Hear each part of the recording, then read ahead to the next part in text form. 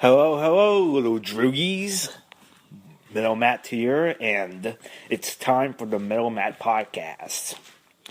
And today we're going to be looking at one of the most famous films of all time. It's constantly referred to as one of the greatest movies of all time.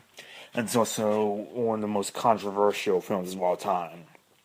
And that movie is A Clockwork Orange. And that should be a really interesting topic to discuss. First of all, let's go ahead and get some shout-outs done. First shout-out goes out to Chucky's Playground. Just a great place to be. If you haven't been there, if you haven't signed up, definitely check it out. Because it's just really awesome. It's an awesome place to be. We're constantly talking Chucky, non-Chucky topics. Just all kinds of neat little stuff. So definitely check it out because it's really cool. And another shout goes out to Movie Mayhem with Spanky and G. And they recently did an episode on the movie The Woman in Black 2. And I think it might be still in theaters. I'm not too sure. It might be still in theaters. I'm not 100% sure, but it's a very new movie. It just came out about a month ago or so. So it's still fairly new. And I didn't see it yet. I haven't even seen the first one yet. It really doesn't interest me all that much, but I might check them out when the second one comes to a DVD and Blu-ray, just so I can say I did watch it. But yeah, once again, great show, Movie Mayhem. Spanky and G have all kinds of chemistry and stuff like that. So it's just really cool. Definitely check it out because it's a great show hosted by two great people. A Clockwork Orange, and this is a really interesting film to talk about. It's probably a really famous film. And oftentimes it's considered to be one of the greatest films of all time. And this was directed by Stanley Kubrick, who is considered one of the greatest directors of all time. He's done a lot of notable movies. He's done 2001: A Space Odyssey, Doctor Strangelove, The Shining, Full Metal Jacket, stuff like that. Very notable. So it basically starts out with some really cool synthesizer music and Alex DeLarge and his droogies. And his droogies and him are basically a gang. And what I thought was pretty interesting about this was that Alex is supposed to be a teenager, actually.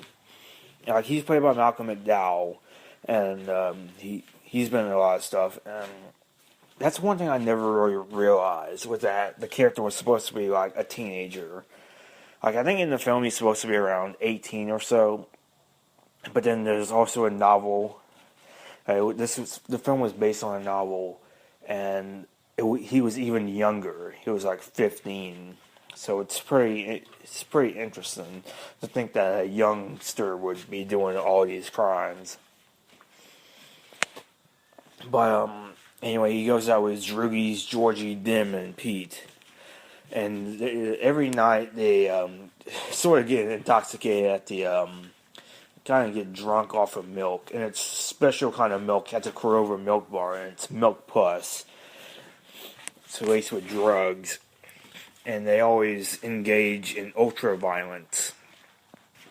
And they also have a rival gang led by this guy named Billy Boy.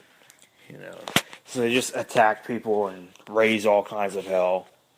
And then one of the probably one of the most infamous scenes in the movie, probably the most infamous scene.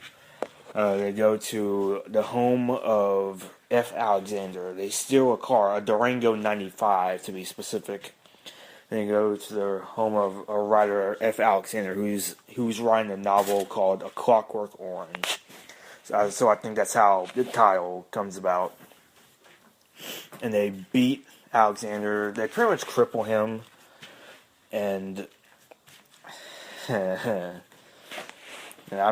Alexander actually sexually assaults his wife while singing in the rain. And apparently that was actually improvised by Malcolm McDowell, which is rather interesting. And the next day, and Alex, he's been skipping school he still goes to school since he's a teenager.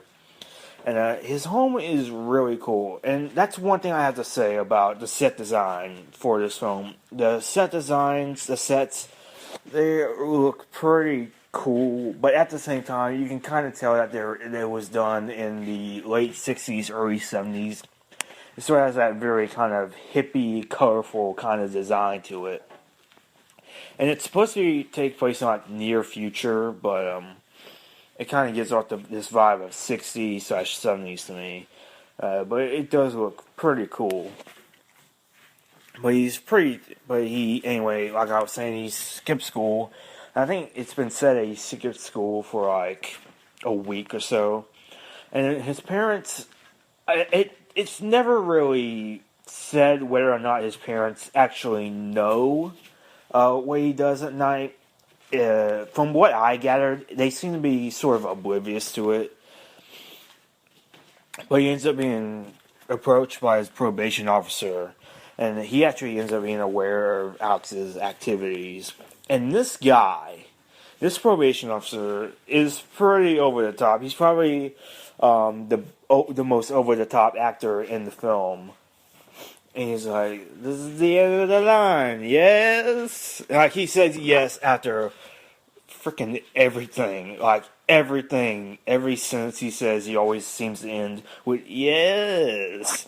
This is the end of the line, yes. Activities at night, yes.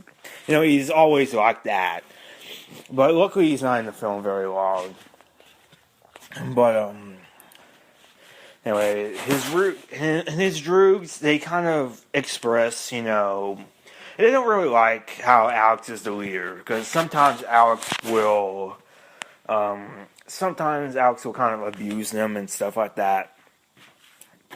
So Alex ends up attacking them. Like he throws, I believe, Dim and Georgie into some type of a lake, and then later that night they invade the mansion of a cat lady, and the Droogs end up leaving him.